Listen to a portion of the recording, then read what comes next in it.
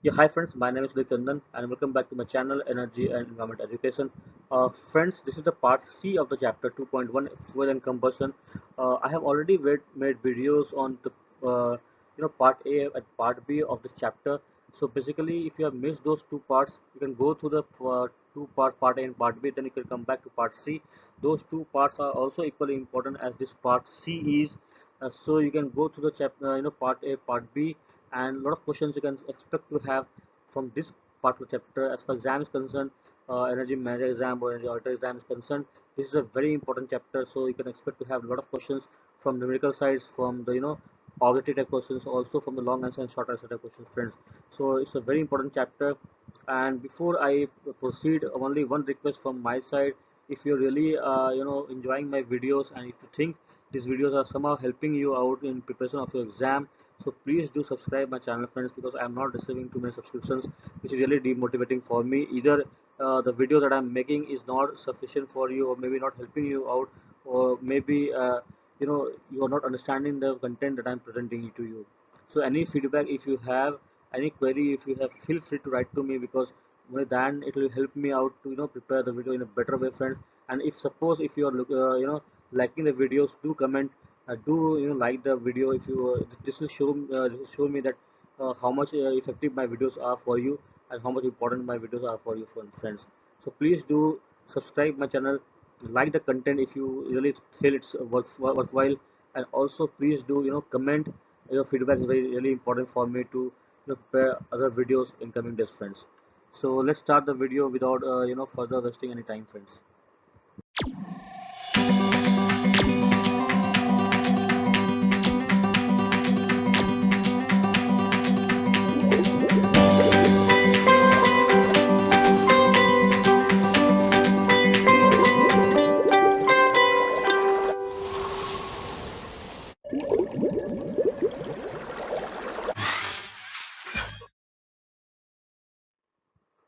So before I proceed, let's see the content first.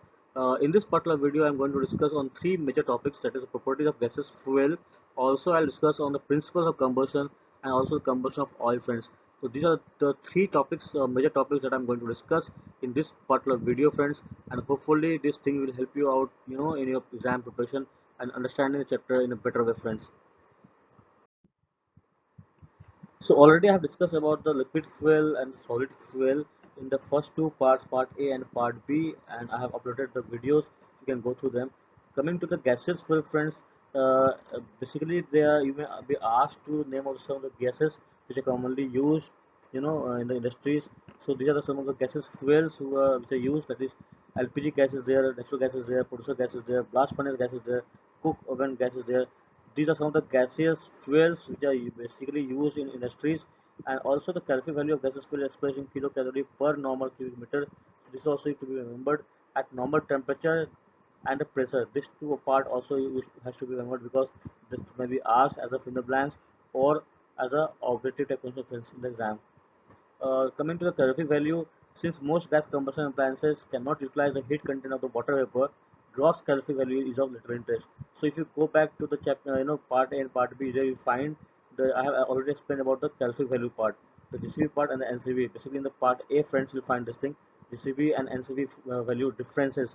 So already I have discussed this thing, why GCV is not taken and why NCB is not taken. For better understanding, you can go to part A and just understand the point here. So same thing is mentioned here. Since most gas combustion appliances cannot utilize the heat content of the water vapor, gross calorific value, that is GCV, is of little interest. So NCB is considered not the GCV, friends. Coming to the physical and chemical properties of various gases fuels. So there are some of the gases here named, and their properties are also listed out here. Like suppose natural gas, propane and butane are also the gases, fuel gases. Their relative density you can see here, and also high heating value capacity is also mentioned here. Like suppose if you compare butane and natural gas, the butane is having more kilocalorie per meter cube, more heating capacity than the natural gas. Again, air to fuel ratio is also mentioned here. This thing should remember, basically not exactly the number figures here, but at least you should understand which is having the more heating capacity, which is having less heating capacity, which is of more relative density, which is of less RD. So all these things has to be understood by you, and not exactly the numbers but the you know differences you must understand. Basically the flame temperature you see here, if it is 1954 degrees centigrade for natural gas, it is 1973 for butane gas. Similarly the flame speed also is mentioned here. So these are not so important, but at least you should understand the RD part and the higher KCl per millimeter cube. These two parts are very much important. And also somehow some of the air fuel ratio is also important for you to remember and understand, friends. These three parts you must understand and you must remember as far this table is concerned, friends. So coming to LPG, friends, you may expect to have some questions, basically like write short notes on LPG or briefly explain LPG and also the components of LPG and also define LPG. So this type of question you can expect in the examination as a short answer questions, or you're gonna say as a fill in the blanks type questions, friends. So I won't explain everything in detail here. Basically you can just go through and understand yourself, and LPG is a common word for all of you, which you can use it, which you use it basically in your households. So you can understand once you read this part, entire part. So I'm not going to explain you in detail here for the timing, friends. Similarly, they may also ask you to explain the natural gas, or they may also ask in this way the difference between the natural gas and LPG, their components, or briefly explain what is natural gas all about, or a part of long answer questions where they may ask you to write short notes on the natural gas or LPG, friends. As far as natural gas is concerned, methane is the constituent of natural gas and accounts for about 95% of total volume, friends.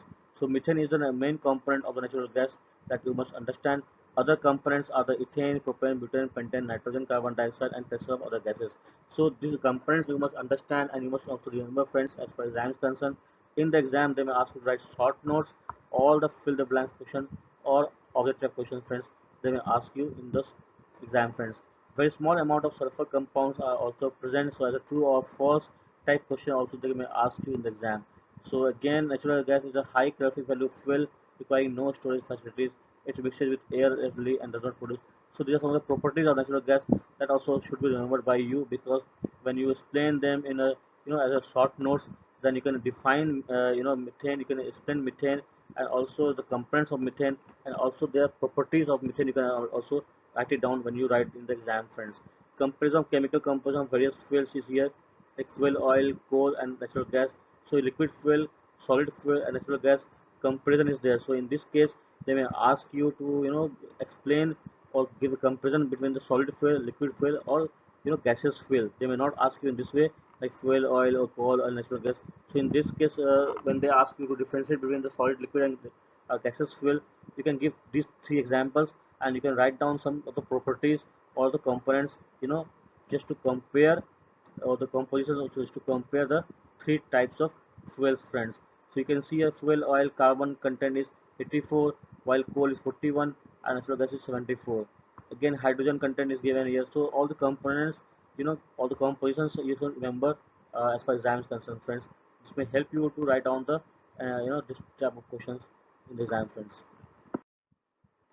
Now this is another important part of the chapter, the three T's of combustion, or you can say principles of combustion. So either they may ask you to briefly explain the principle of combustion, or straight away they may ask you to explain the three T's of combustion. This part of the chapter is very much important because a lot of times the question has come as a short answer question or a part of long answer question where the three T's are to be explained. So the first T is a temperature, second T is a turbulence, and the third T is a time. This means for complete combustion or proper combustion of any fuel, you should have the temperature high enough to ignite and maintain ignition of fuel. Second thing is turbulence, that is mixing of the fuel and oxygen. This is also important. Third thing is a sufficient time you should give for the complete combustion. So these three T's are very much important, and as for exam is concerned, also it's very much important for you to understand and remember the three T's. So if you see this picture, friends, basically the perfect combustion, the good combustion, and the incomplete combustion. So basically when you have the fuel and the air, you supply it, and if it is a perfect combustion, you will have the heat content which is released, and some part of N2 and water vapor and carbon dioxide will be released if there is a complete and perfect combustion. But if there is not perfect combustion but it's a good combustion, in that case you will see that some amount of nitrogen and water vapor content will be released. Along with that, carbon dioxide also will be released, and some part of oxygen will also be released, or excess air will be released here. If it is not so much perfect combustion, it's just a good combustion. But if you see that incomplete combustion is there, in that case you see the when you mix the fuel and the air, we'll have the carbon monoxide as the exit, and also smoke will be there as a high content if it is incomplete combustion, friends. So basically this is the difference between the perfect combustion, good combustion, and incomplete combustion. So when they ask you to briefly explain the combustion part, this also picture is very much important, or they may just give you the picture and they may ask you to explain the entire part, friends. So you must understand this picture very well. Number of times in the exam also it has come, and maybe in the coming exam also this type of questions can be asked, friends. So you must understand this picture, and brief explanation of this picture also is most important, friends.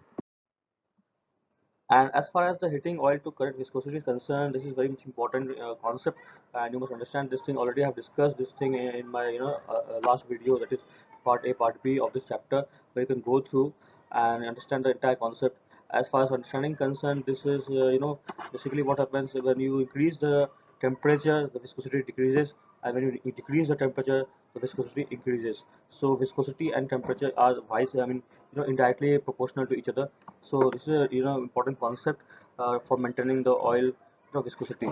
So you can go through the expressions that I have given in the uh, part A of this chapter, friends.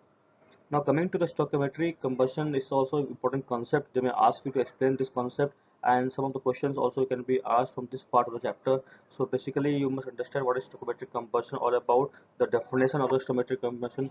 So if you see here, the efficiency of a boiler or furnace depends on the efficiency of the combustion system. The amount of air required for complete combustion of the fuel depends on the element constituents of the fuel, that is carbon, hydrogen, and sulfur. And this amount of air is called the stoichiometric air. So if you are asked to explain what is stoichiometric air, so the amount of air that is required for complete combustion of the fuel is the stoichiometric air, friends.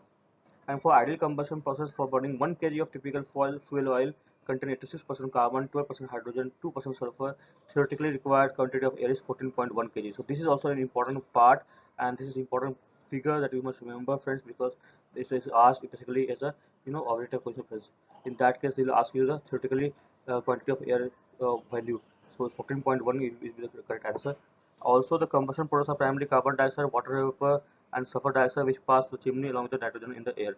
So basically, some objective type questions may be asked, and also you may be asked to explain the stoichiometric air or define the stoichiometric air, and this value is also important, friends, as far as this part of the chapter is concerned.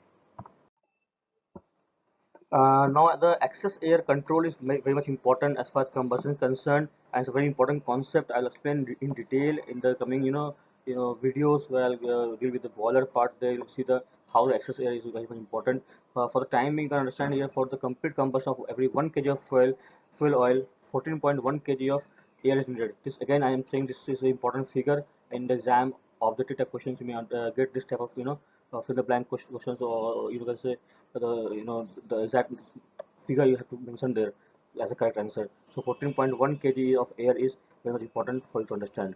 In practice, mixing of is never perfect. A certain amount of excess air is needed to complete combustion. So I'm not going to give you the entire concept here. This will be again explained in other videos that I'm going to post on basically on boiler and the steam system. So, but for the time being, you must understand that optimizing of excess air is very much important as far as the combustion is concerned. And if you have more excess air, this will lead to the poor combustion, or you say losses in the boiler or any other thermal utility, friends. This would result in increased stack losses also. Less air would lead to complete combustion. So the amount of air that you supply while burning any fuel is very much important, because if you increase the air, that is excess air, if you supply, it will lead to the increase in stack losses. And if you supply less amount of air which is needed basically for combustion, in that case what happens, it will lead to the incomplete combustion. So you see that there should be a proper supply of air for complete combustion, or you can say uh, for maintaining the efficiency of the boiler.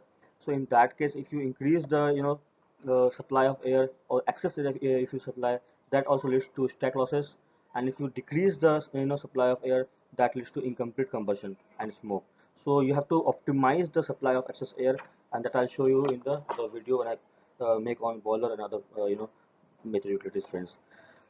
Control of air and excess of flue gas. So basically that's what I try to explain you, that you need to optimize the excess air, you need to control the air supply, and also you need to analyze the flue gas that is coming out of the stack. So you need to understand how much excess air is coming out of the stack. For these different type of instruments are available in the market, which is used to by the energy assessment team during the audit, and they calculate the excess air supplied by during the supply excess air supplied and for the combustion, that is calculated. And if it is too much of excess air there, then they recommend to optimize the level of air supply, friends. So chemical analysis of the gases is an objective method and helps you achieving final air control by measuring carbon dioxide, oxygen in flue gases by continuous recording instruments or outside apparatus. That's what I said. There are different type of instruments available to measure the amount of air that is supplied for the combustion of fuel, friends. So this is very important, and the excess air to be supplied depends on the type of fuel also and the firing system. For optimum combustion of fuel oil, the carbon dioxide or oxygen in flue gas should be maintained at 14 to 15% in case of carbon dioxide and 2 to 3% in case of oxygen. So you have to be asked in exam to explain this particular concept, friends, the control of air and the analysis of flue gas. In that case, this thing will be very much important for you to understand, and also you can write or summarize in a accordingly, friends, in exam. Also, the optimizing excess air and combustion is also important part of the chapter, which can be asked in different ways in the exams, friends. So this is all about the controlling of excess air while you in the combustion part, friends. So with this, we are ending the part C of the chapter, and then we will continue with the part D in the coming video. So I hope you must have enjoyed the video, and you must have understood the concepts, different concepts and different important points that I have highlighted in this particular video, friends, and also the other videos that I have posted in the channel, friends. So please go through the part A, part B, if not yet, and also all the other videos that I have posted in different chapters that I made and posted in my channel. So you can go through all those videos. Those videos will help you out in understanding the different concepts and the key areas which you should focus on while preparing for the exam, friends. And also the part D will be uploaded in a few days. So please keep watching the videos. And that's all for today. I hope this video might help you somehow in your exam preparation, friends. And before we leave, just again I would like to appeal to you, please to subscribe my channel, and also to please connect with me. So this is my mobile number, this is my email ID. If you have any query, you can just post me, you can connect with me on this number, on this email ID if you have any queries. Also please do subscribe my channel, and also press the bell icon so that any new video that I post, you get the instant notification, friends. And would like to appeal to you that I'm not getting too much of subscribers here. This will really motivate me to make more such videos. So please, if it's possible for you, do subscribe my channel, and also share this video to your concerned friends and colleagues whom you think these videos can help them also. So please, you can share as much as possible this video, and also please, write any comment, any feedback if you have. Those things also will help me out to prepare a video in a better way, friends. So your comments will be very much important for me. So I'm not saying any comment or not too many comments on my videos. So any feedback if you have, any comment if you have, please do feel free to write it down so that I get the idea of making better video, friends, in future. So that's all for today, and please we meet in a new video soon, friends.